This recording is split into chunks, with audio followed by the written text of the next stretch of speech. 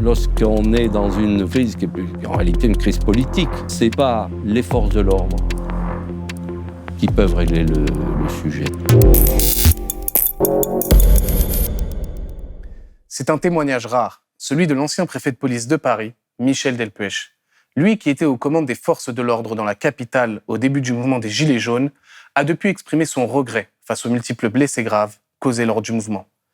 Aujourd'hui, alors que nous sommes en pleine contestation populaire contre la réforme des retraites, il est venu livrer son analyse sur le maintien de l'ordre, les violences policières et son malaise face à un pouvoir qui est incapable d'écouter son peuple. Super. Donc Michel Delpech, ancien préfet de région, préfet de police, et puis aujourd'hui membre du Conseil d'État, conseiller d'État. Alors là, on se rend compte quand même tout de même, malgré les syndicats, qu'on a un problème de maintien de l'ordre. Ça, vous en pensez quoi ? On a 2 temps. Le premier temps s'est passé, je trouve, de manière très classique. Pour autant, je suis observateur extérieur, que j'ai pu le voir. D'ailleurs, il y a eu assez peu d'interpellations, ce que je vois comme un reflet d'une manifestation qui se déroule bien, classiquement. Ensuite, on a affaire à des situations beaucoup plus compliquées, beaucoup plus difficiles à gérer et qui comportent beaucoup plus de risques. Risques de débordements violents. On voit les attaques aux biens, les commerces, les vitrines. On voit aussi une action des forces de l'ordre qui est une action qui n'est plus une action statique classique. On court. Parfois, il peut y avoir donc des manquements à la déontologie. Il peut y avoir des images qui peuvent choquer les téléspectateurs qui les regardent. Mais je veux d'abord souligner à quel point ces situations sont difficiles, sont compliquées. Les approches traditionnelles du maintien de l'ordre ne sont guère adaptées à ces situations-là.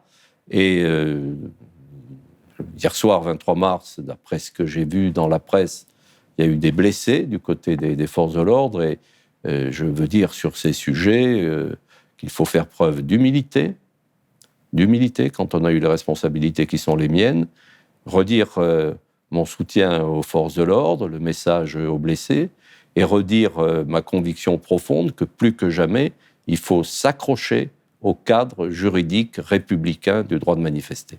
Alors, vous venez de dire un mot pour les forces de l'ordre blessées, mais on a aussi beaucoup de manifestants blessés. Justement, il y a une dame, par exemple, hier à Rouen, qui a perdu un doigt à cause d'une grenade de désencerclement. Là-dessus, vous n'avez pas un mot à leur dire ?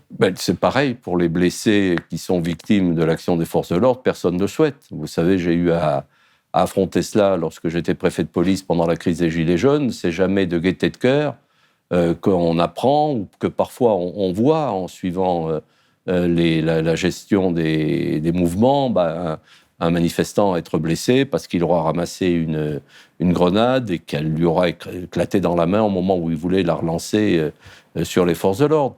La spirale des violences est une spirale négative. Perdant pour tout le monde. Perdant du point de vue de l'intérêt général, du point de vue du cadre républicain, perdant lorsqu'on entend des personnes qui disent « je ne veux plus aller manifester parce que j'ai peur, et y compris j'ai peur des forces de l'ordre », c'est perdant pour tout le monde, perdant pour les forces de l'ordre, et c'est cette spirale négative qu'il faut absolument essayer d'éviter. Juste pour revenir sur les manifestations qui sont coordonnées avec les syndicats, nous, par exemple, il y a un article qui a été paru, un de nos journalistes a parlé avec les syndicalistes, et beaucoup ont dit que le maintien de l'ordre était dur, était assez répressif, et on a l'impression que c'est un peu des restes de ce qui restait du maintien de l'ordre des Gilets jaunes, qui aujourd'hui est transposé dans les manifestations d'aujourd'hui. Alors, moi, encore une fois, je n'ai pas géré cet épisode, mais vu de l'extérieur, le sentiment était au contraire qu'on avait pu revenir à un mode de gestion des manifestations assez classique. J'évoque toujours une petite anecdote. Lorsque, il y a bien longtemps maintenant, j'ai pris les fonctions de directeur du cabinet du préfet de police. Le préfet de police, c'était Philippe Massoni, qui était sans doute le plus grand préfet de police de la fin du XXe siècle. J'avais pris mes fonctions le lundi. Le mardi matin, à leur demande, j'avais dans mon bureau, avec les équipes de la préfecture de police, les responsables du service d'ordre de la CGT, qui venaient se présenter. C'est dire à quel point l'idée de travail partagé, de dialogue, d'échange était une évidence. Et c'est cela qu'il faut. C'est cela qu'il faut. Donc, si chacun est de son côté, sans se parler ou autre, on ne peut aller qu'à des difficultés. Je redis qu'il me semble, et je m'en réjouis, que la première phase de ce mouvement social lié à la réforme des retraites a plutôt fait réapparaître cette logique de, j'ai envie de dire, pardonnez-moi, de cogestion des manifestations, où il faut un service d'ordre des organisateurs. Et de ce point de vue, on a intérêt à avoir des organisateurs solides, des organisateurs structurés, que l'on respecte, c'est-à-dire les grandes centrales syndicales, et puis en lien, évidemment, avec le service d'ordre à la main de la puissance publique. Justement, vous dites ça, mais je peux vous les montrer là, des images où des services d'ordre de ces syndicats sont chargés par les policiers. C'est la question que je vous pose. C'est pour ça que écoutez, je ne l'ai pas vu. Si vous l'avez vu, moi, je ne l'ai pas vu. Je ne vais pas passer mes journées à suivre cela. J'ai autre chose à faire, croyez-moi. Mais normalement, ce n'est pas des choses qui devraient se produire. Je veux rappeler un peu le cadre général, parce que plus on part, me semble-t-il, de haut, et plus on comprend ce qui doit se passer sur le terrain. Il faut rappeler ce qu'est une manifestation du point de vue juridique, la liberté de manifester. Alors, le Conseil constitutionnel n'a jamais expressément reconnu la liberté de manifester, mais il a dit à plusieurs reprises, et avec force, qu'elle découlait à la fois de la liberté d'expression collective des idées et opinions, qui est affirmée par la Déclaration des droits, qui est affirmée par la Constitution, et de la liberté d'aller et venir.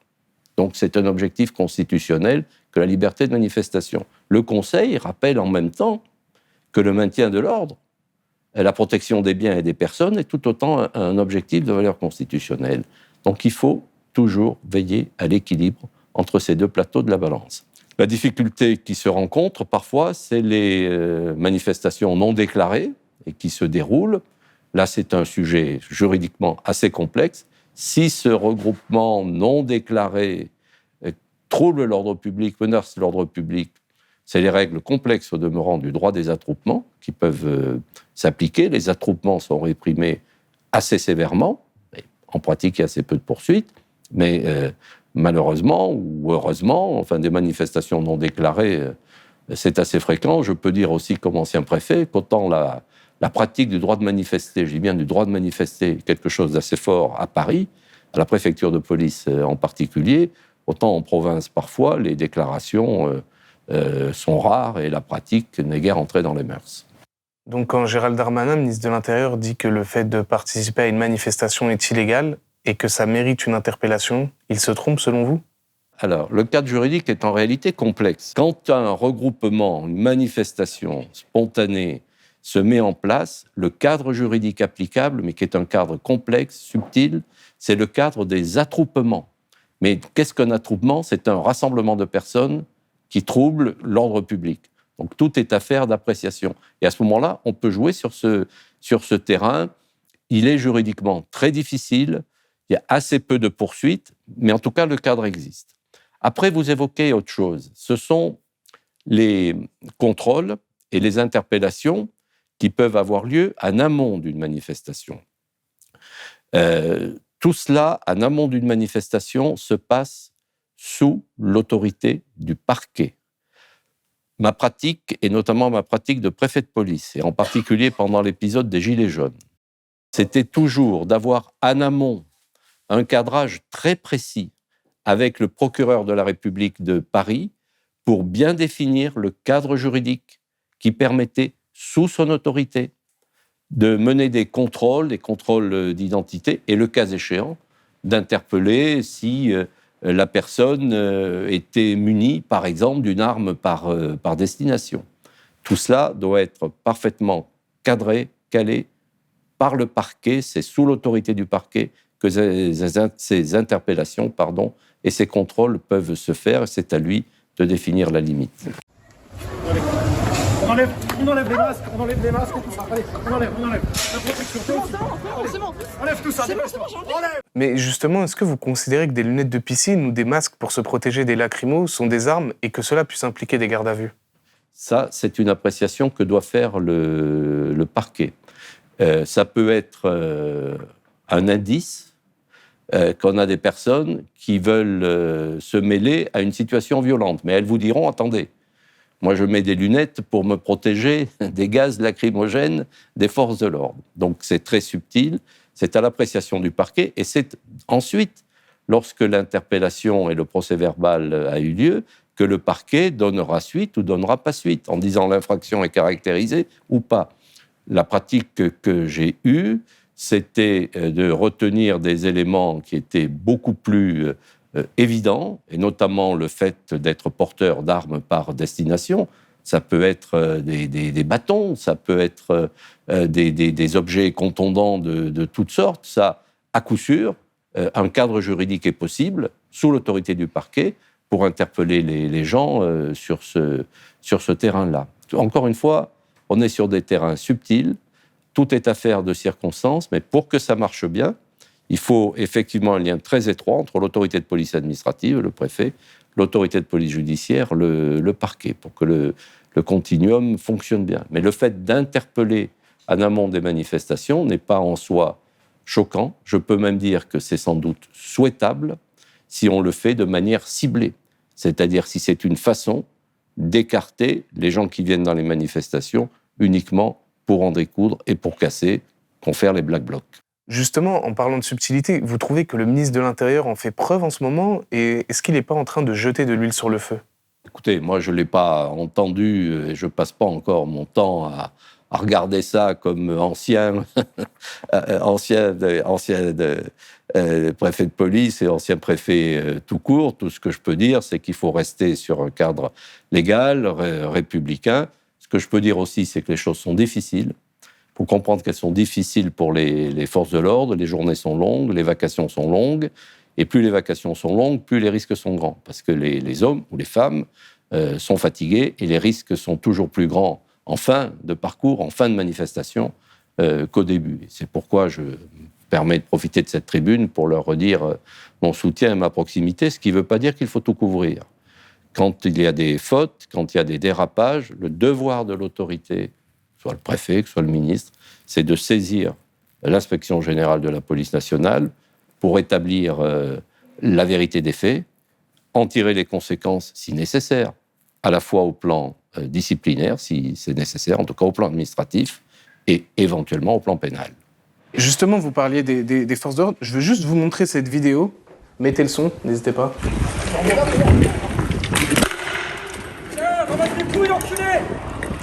Vous en pensez quoi ? Comment on en arrive à ce que des policiers puissent se permettre ce genre de choses ? Écoutez, moi je vous redis quel est le devoir de l'autorité républicaine. Si on a connaissance de comportements ou de faits qui semblent manifestement méconnaître les règles de déontologie, le respect de l'état de droit, il appartient à l'autorité d'en tirer les conséquences, c'est-à-dire de faire ouvrir une enquête, et il y a une institution qui est faite pour ça, c'est l'inspection générale de la police nationale, et en tirer les conséquences. Parce que le fait qu'un policier, là, je vois un agent qui tire au LBD, bon, je ne vois qu'une partie, je ne vois pas l'autre. Mais je dis une chose sur le LBD, hein. Moi, je n'ai jamais été partisan du LBD dans les opérations de maintien de l'ordre. Le défenseur des droits de l'époque, c'était au début où j'avais pris mes fonctions de préfet de police, l'avait d'ailleurs écrit, lui, c'était sa position, je lui avais dit. Ensuite, quand vous basculez d'une situation classique de maintien de l'ordre à une situation qui s'apparente plutôt à des violences urbaines, il faut bien comprendre qu'on est en difficulté, faute d'avoir des outils adaptés, hein. Et ça, c'est un grand risque. C'est un grand risque. Je dirais quelques mots sur les outils. Parce que les outils classiques du maintien de l'ordre, c'est pas ça. Ça ne doit pas être ça. Mais ce type d'équipement dont ont été dotées les forces de l'ordre, notamment les LBD, puis il y avait eu tout un débat, et le Conseil d'État avait eu l'occasion de dire que c'est conforme au droit, hein. Le Conseil d'État l'avait dit au début des Gilets jaunes. Il avait été saisi là-dessus. Bon, c'est pas fait pour le maintien de l'ordre classique, mais dans des situations de type violence urbaine, parfois, ça peut être nécessaire. Mais encore une fois, je dis que par principe, le LBD n'est pas nécessaire et il ne faut pas le mobiliser pour une opération de maintien de l'ordre classique. Alors vous dites que par moment, ça peut être nécessaire, mais là, il tire dans l'entrejambe et en plus, derrière, il est Oui, j'ai entendu, etc. Le devoir de l'autorité, c'est de savoir quel était le fonctionnaire, à quel moment, quelle unité il appartient, etc., de saisir l'IGPN pour qu'on établisse davantage les faits. Et s'il n'a pas de RIO, parce qu'il y a beaucoup de policiers, durant ces manifestations, on a remarqué qu'ils n'avaient pas leur numéro. Oui, mais il y a des moyens d'investigation et l'IGPN n'est pas complaisante. Elle fait bien son métier et c'est très bien ainsi, heureusement. Bon. On sait quelle était l'unité qui était sur le terrain, on va présenter les images aux supérieurs, etc., et on saura quel était le fonctionnaire. Et si des sanctions sont nécessaires, il ne faut pas hésiter à les prendre, parce que derrière, c'est toute la confiance dans l'institution policière qui en dépend. Le respect de l'état de droit, il s'impose aux manifestants, c'est évident, mais il s'impose aussi aux forces de l'ordre. Ça, là-dessus, ce n'est pas moi qui vais vous dire le contraire. Évidemment, non. Alors justement, concernant les forces de l'ordre, vous en pensez quoi de la Bravem ? Elle fait l'objet de beaucoup de reproches, notamment concernant la violence qu'elle exerce. Oui, alors je ne la connais pas parce qu'elle a été créée ensuite, après que j'ai... Mais je dois bien rappeler les dispositions que j'avais prises quand j'étais préfet de police dans le contexte des Gilets jaunes. On avait mis en place ce qu'on avait appelé des détachements d'action rapide. Pourquoi ? Les unités classiques de maintien de l'ordre, ce qu'on appelle les forces mobiles, CRS, escadron de gendarmerie mobile. Ils sont évidemment mobiles dans le sens où ils peuvent être aujourd'hui à Bordeaux, demain à Marseille, à Paris, etc.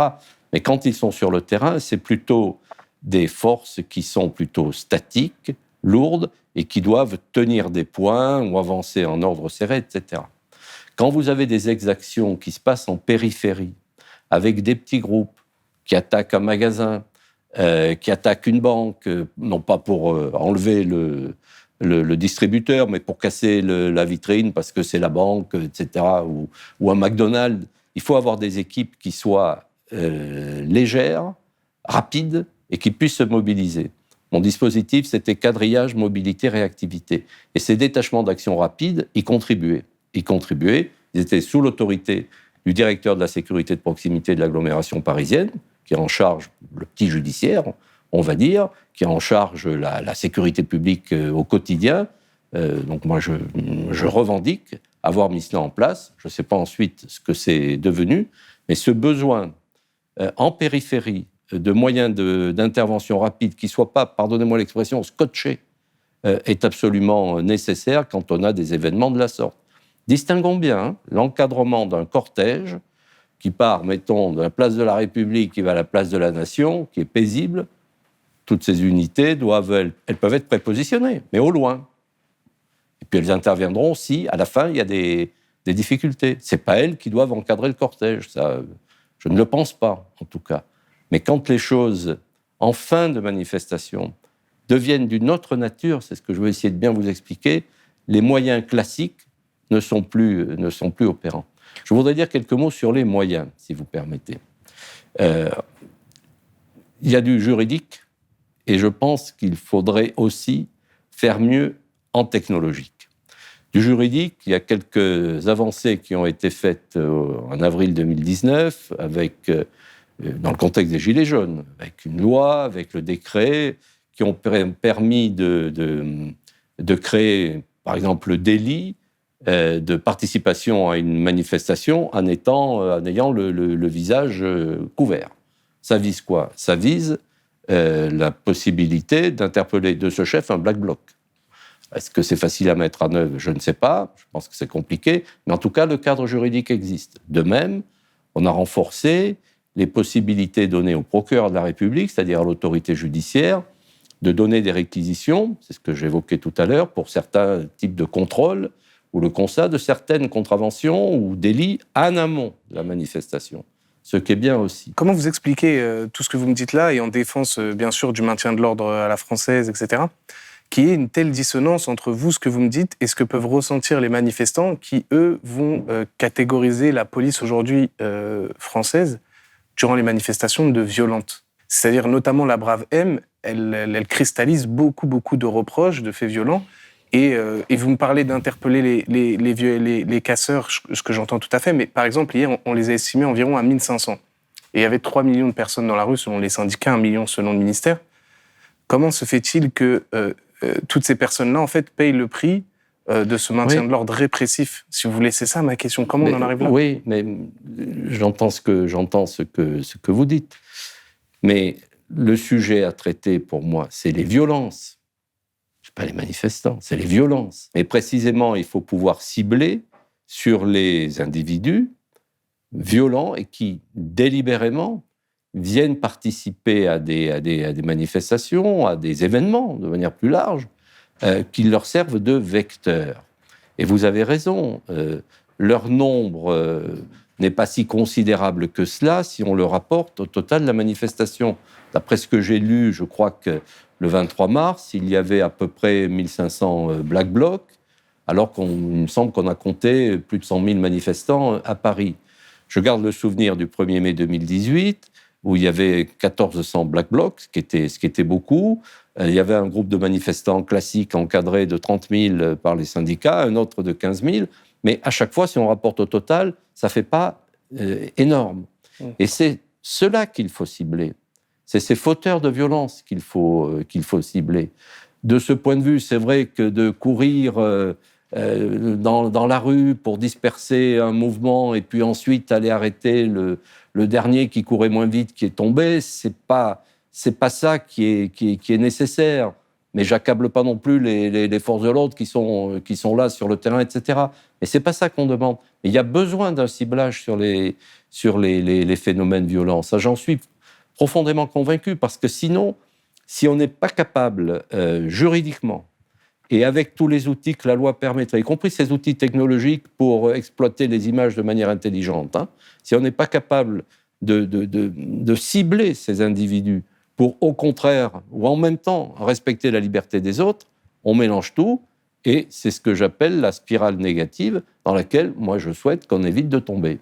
Emmanuel Macron qui dit que la foule qui manifeste n'a pas de légitimité, vous en pensez quoi? Je me garderais bien de commenter. Je ne suis pas venu sur un plateau politique, là. Donc je suis encore fonctionnaire. Vous étiez préfet de police. Oui, mais manifester est un droit dans l'histoire de la France. Oui, je l'ai toujours dit, et puis je vous le réexplique aujourd'hui. Bien sûr, c'est un droit constitutionnellement garanti. Je vous ai expliqué le cadre. Après, les expressions...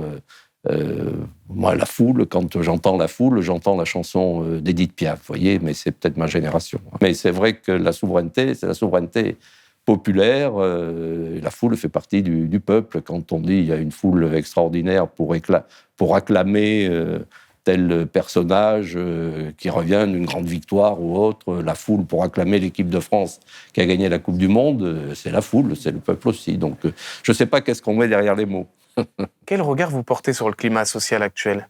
Si vous voulez, j'espère qu'on saura sortir de cet épisode par le haut, parce que c'est jamais avec de gaieté de cœur là, qu'on voit ces situations se dégrader, ces mauvaises spirales se créer. Je ne cacherai pas que moi, que j'ai la nouvelle du report de la visite du roi Charles III, m'a beaucoup fait de mal à titre personnel, parce que je sais que ça va atteindre l'image de notre pays. C'était une visite que le roi Charles III avait mis dans ses priorités. Ça avait une force symbolique extraordinaire.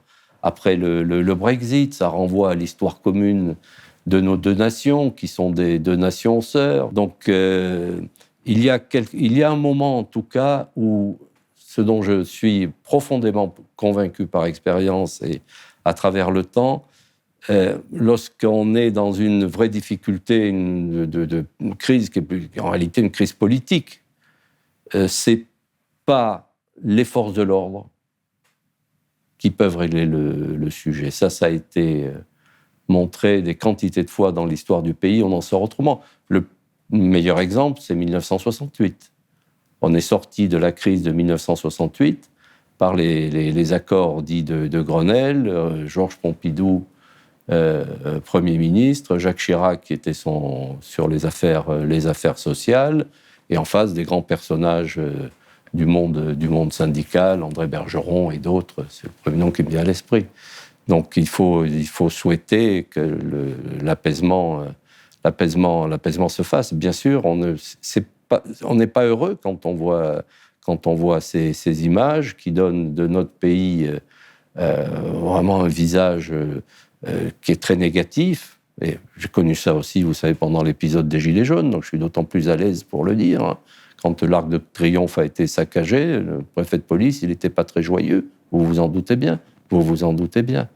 Donc ces épisodes, il faut en sortir. Et moi, je suis frappé par le mal que ça peut faire à notre pays en termes d'image. Et puis, il y a Paris et le reste de la France. Alors là, il y a eu beaucoup d'événements aussi dans des grandes villes. Bordeaux, où j'ai été préfet. Lyon, où j'ai été préfet. D'autres que je connais, mais pas comme préfet. C'est une situation qui n'est pas une situation satisfaisante, c'est le moins qu'on puisse dire. Hein. Alors justement, vous la sentez aujourd'hui, cette cassure entre le pouvoir et le peuple ? Ouais, on voit bien que les choses là sont fragiles. Sur ces derniers jours, en tout cas, elles se sont plutôt détériorées. Et il faut vraiment souhaiter que cette mauvaise spirale cesse. Les policiers, ils s'en passeraient d'être confrontés aux situations auxquels ils sont confrontés, c'est évident. Et sur le fait qu'on a l'impression que beaucoup de manifestants ont l'impression qu'ils protègent davantage le pouvoir que le peuple, ça, vous en pensez quoi ? Ça, c'est la difficulté, si vous voulez, là. Parce que les forces de l'ordre, c'est ce qu'on appelle la force légitime, je le rappelle. On cite toujours Max Weber ou autre. Il y a un mot que je récuse, c'est la violence légitime. Il n'y a pas de violence légitime, la force est légitime. On parle de force de l'ordre, et c'est le terme employé par la Déclaration des droits de l'homme et du citoyen. Force. Bon. Force est légitime, et derrière la force légitime, elle est à la main de qui ? Elle est à la main du pouvoir, et non pas de groupes privés. Voilà ce que ça signifie. Mais encore une fois, la vision, c'est que la liberté de manifester est une liberté qui existe, qui doit s'exercer, et qu'il faut respecter. Et il ne doit pas y avoir de vision, c'est les forces de l'ordre contre les manifestants. Ça, ces visions n'ont pas cours et elles ne sont pas conformes au cadre républicain qui est le nôtre et qui doit être le nôtre. Mais vous dites ça, mais j'imagine, comme vous l'avez dit, que vous ne regardez pas tout le temps ce qui se passe. Moi, c'est mon métier, je regarde beaucoup. Et il y a beaucoup de mots qu'on a entendus de policiers où il semblait avoir une certaine haine quand même du manifestant, avec des mots durs parfois, comme là, la vidéo que je vous ai montrée. Ça, vous en pensez quoi ? Écoutez, moi, le sentiment de haine n'est jamais un bon sentiment, hein, et il n'est jamais de bons conseils. Après, voyons la situation aussi. Encore une fois, dans les manifestants, hein, il y a des manifestants et il y a les auteurs d'exactions et de violences. Hein. Il y a les auteurs d'exactions et de violences. Et vous ne pouvez pas demander à un policier de rester indifférent devant un auteur d'exactions ou de violences. Au contraire, il est là pour l'arrêter et pour réprimer, pour mettre fin à cela. Bon. Après, quelqu'un qui défile paisiblement, mais il n'y a rien à dire. Au contraire, il exerce une liberté. Donc il ne faut pas généraliser. Est-ce qu'on est en train de vivre une période historique, selon vous ? Alors, on est dans quelque chose de sérieux, pour le moins. Ce n'est pas des situations si fréquentes. Alors, on a des précédents. On peut renvoyer à mai 68. On a l'épisode des Gilets jaunes, mais chacun ayant des logiques assez différentes. Parfois, on renvoie au grand mouvement de 1995, qui était vraiment un mouvement social. On peut faire référence à ce qui s'était passé dans les banlieues en 2005. Enfin, notre pays a connu d'autres périodes de grandes tensions, mais celle-ci, incontestablement, en est une.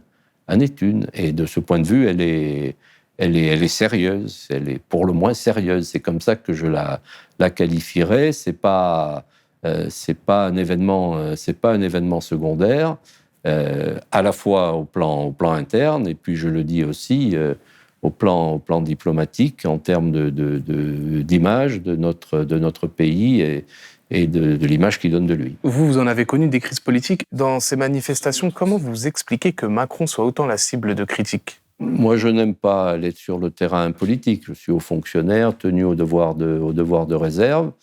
Mais ces situations ne sont pas souhaitables, ne sont pas bonnes, et c'est tout ce que je peux dire, tout ce que je ne peux pas intervenir là-dessus. Je m'en excuse auprès de vous. Hein.